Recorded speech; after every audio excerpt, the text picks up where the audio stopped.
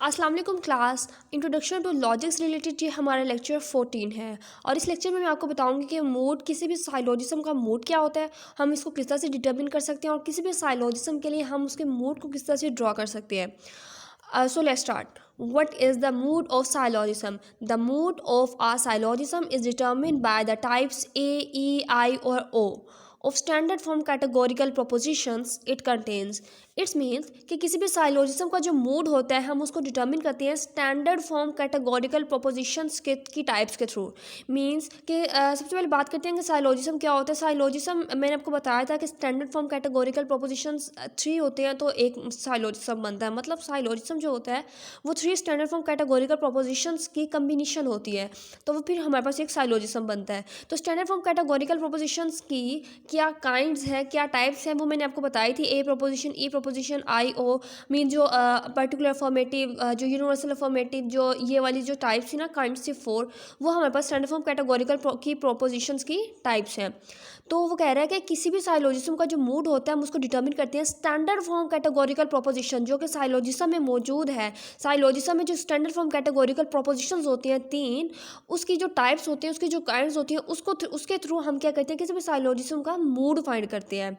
Therefore the mood of a syllogism is represented by 3 letters. It's mean कि हमारे पास, ये तो हमें पता है कि साइलोजिज्म में हमारे पास 3 स्टैंडर्ड फॉर्म कैटेगोरिकल प्रोपोजिशंस होती हैं और 3 स्टैंडर्ड फॉर्म कैटेगोरिकल प्रोपोजिशंस हैं। इट्स मीन कि हमारे पास 3 types of standard form categorical propositions हैं। ठीक है, क्योंकि हर स्टैंडर्ड फॉर्म कैटेगोरिकल प्रोपोजिशन में एक टाइप होगी, दूसरे में दूसरी टाइप होगी, मे बी वो रिपीट हो, लेकिन तीसरे में और टाइप होगी। इट्स मीन हमारे पास कितनी टाइप्स होंगी, 3 स्टैंडर्ड फॉर्म कैटेगोरिकल प्रोपोजिशंस में 3 ही टाइप्स होंगी, 3 ही लेटर्स होंगे ए ई आई ओ में से।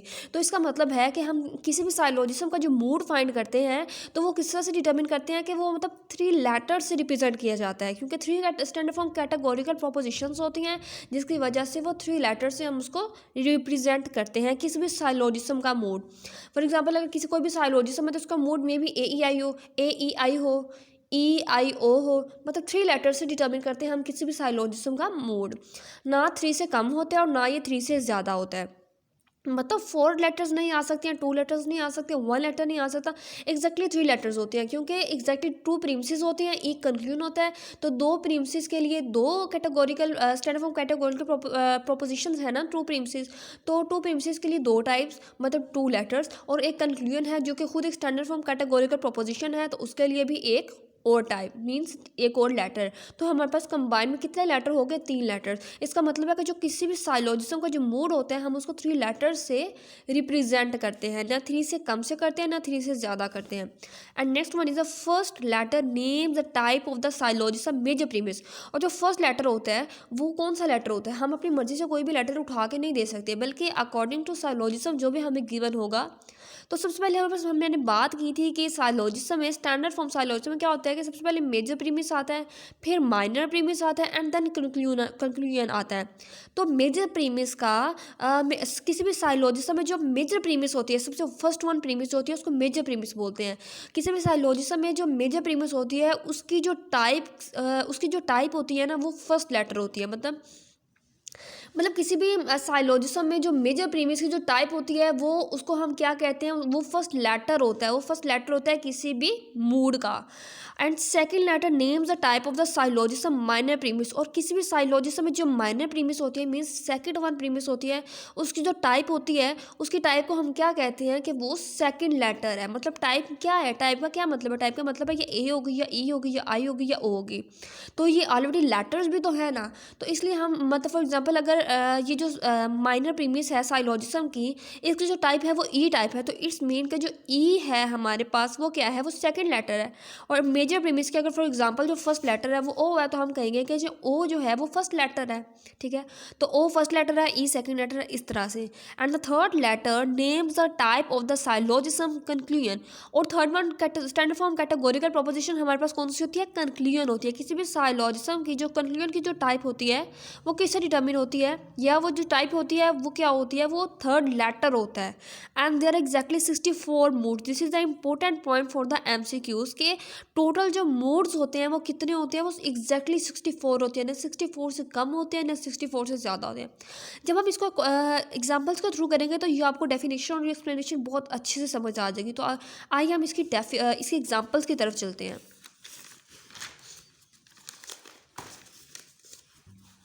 Let's start the first example. No heroes are cowards. Some soldiers are cowards. Therefore, some soldiers are not heroes. अब हमने इसका मूड डिटर्मिन करना है। ये कोई एक साइलोजिज्म है जिसका हमने मूड डिटर्मिन करना, तो हम इसको मूड को किस तरह से डिटर्मिन कर सकते हैं। फर्स्ट वन देखें, नो हीरोज आर कवार्ड्स। ये कौन सी स्टैंडर्ड फॉर्म कैटेगोरिकल प्रोपोजिशन है। ये हमारे पास साइलोजिज्म है। जब ये साइलोजिज्म है तो इट्स मीन कि ये भी स्टैंडर्ड फॉर्म कैटेगोरिकल प्रोपोजिशन है, ये भी स्टैंडर्ड फॉर्म कैटेगोरिकल प्रोपोजिशन है, ये भी स्टैंडर्ड फॉर्म कैटेगोरिकल प्रोपोजिशन है। ये हमारे पास मेजर प्रीमिस है, ये हमारे पास माइनर प्रीमिस है और ये हमारे पास कंक्लूजन है। So let's start. No heroes are cowards. This is no mean, ये जो हमारे पास जो फर्स्ट वन जो प्रोपोजिशन है, ये कौन सी प्रोपोजिशन है, ये हमारे पास ई है। क्योंकि मैंने आपको प्रीवियस लेक्चर्स में बताया था कि इसको ई बोलते हैं। And some soldiers are coward, this mean this is the I.